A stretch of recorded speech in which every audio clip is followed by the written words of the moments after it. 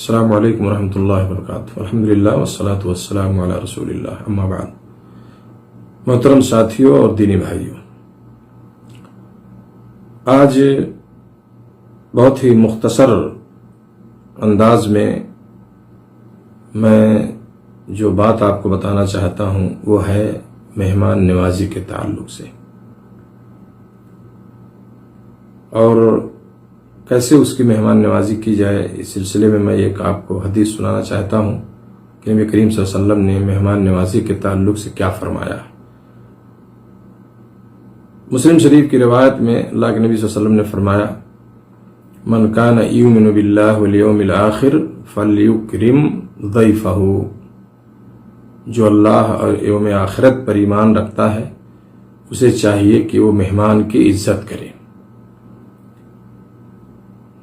مہمان آپ کے گھر آئے، آپ اس کی عزت کریں۔ یہ تعلیم ہے جناب محمد رسول اللہ صلی اللہ علیہ وسلم کی۔ مہمان کی عزت کرنے کا مطلب کیا ہے؟ اس کا مطلب یہ ہے کہ آپ اس سے آپ خندہ پیشانی سے ملیں، ہنستے ہوئے مسکراتے ہوئے وہ پہنچ رہا ہے، اس کا خیر مقدم کریں، اس کا استقبال اچھی طرح کریں،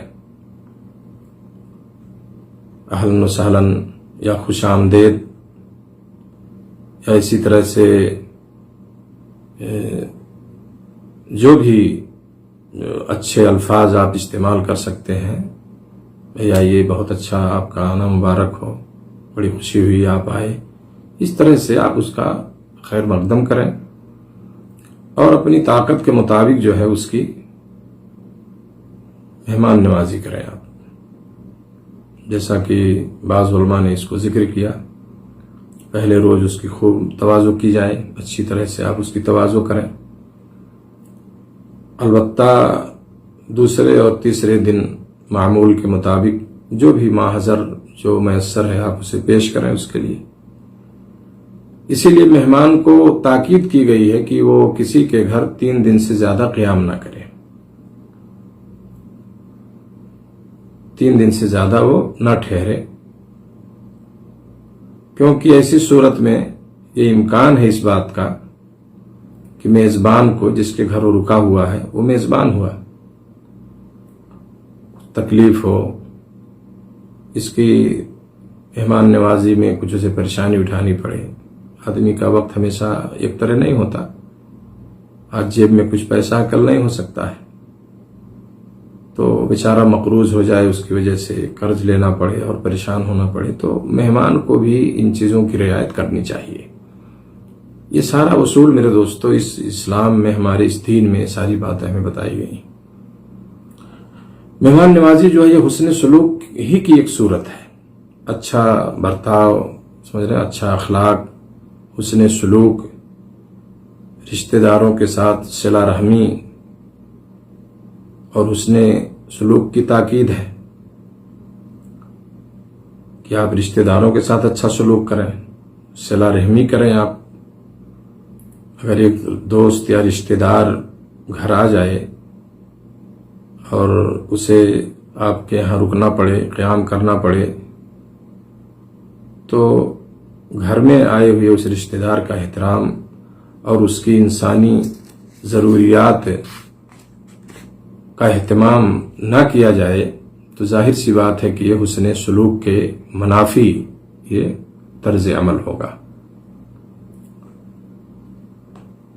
تو چونکہ اسے ایک ایمان کی علامت بتائی گئی، سمجھ رہے ہیں نا، اور حدیث کا جو انداز بیان ہے اس سے چیز واضح ہوتی ہے کہ اللہ اور یوم آخرت پر ایمان رکھنے والا مہمان کی مہمان نوازی میں یہ کوتاہی نہیں کرے گا، ہے نا، کیونکہ آپ صلی اللہ علیہ وسلم نے فرمایا کہ جو اللہ پر ایمان رکھتا ہو، آخرت کے دن پر ایمان رکھتا ہو، اپنے مہمان کی عزت کرے۔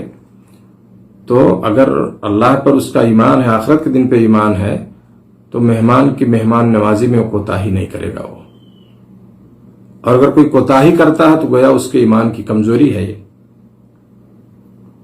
تو اس لیے میرے دوستو ہمیں اپنے مہمانوں کا احترام کرنا چاہیے، ان کے آنے پر ہمیں ناگواری محسوس نہیں کرنی چاہیے، ہے نا۔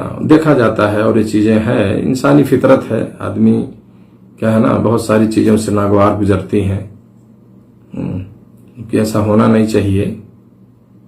کوئی مہمان آ گیا تو اب اس کو ہم اپنے لیے ایک بوجھ سمجھیں، بالکل نہیں.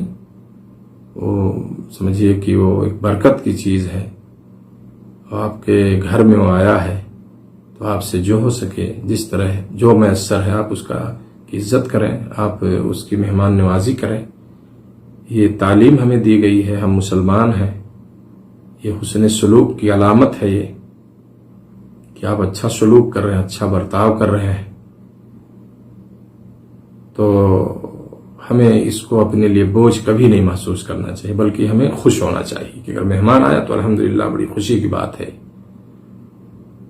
اسی لیے آپ دیکھیں کہ ایک شعر میرے دماغ میں آ رہا ہے، کسی شاعر کا ہے کہ اللہ میرے رزق کی برکت نہ چلی جائے، اللہ میرے رزق کی برکت نہ چلی جائے، 2 روز سے گھر میں کوئی مہمان نہیں ہے. تو کوشش کریں کہ مہمانوں کا خیر مقدم کریں، خندہ پیشانی سے ملیں، اچھی طرح سے ان سے ملیں، اور جو اللہ نے ہمیں توفیق دیا، جو میسر ہے، ہم ان کی مہمان نوازی کریں اور ان کی عزت کریں. اور مہمانوں کو بھی چاہیے کہ وہ زیادہ دن، 3 دن سے زیادہ قیام نہ کریں، جیسا کہ میں نے پہلے بتایا. اللہ ہم سب کو ان باتوں پر عمل کی توفیق عطا فرمائے. جزاکم اللہ خیرا. السلام علیکم ورحمۃ اللہ وبرکاتہ.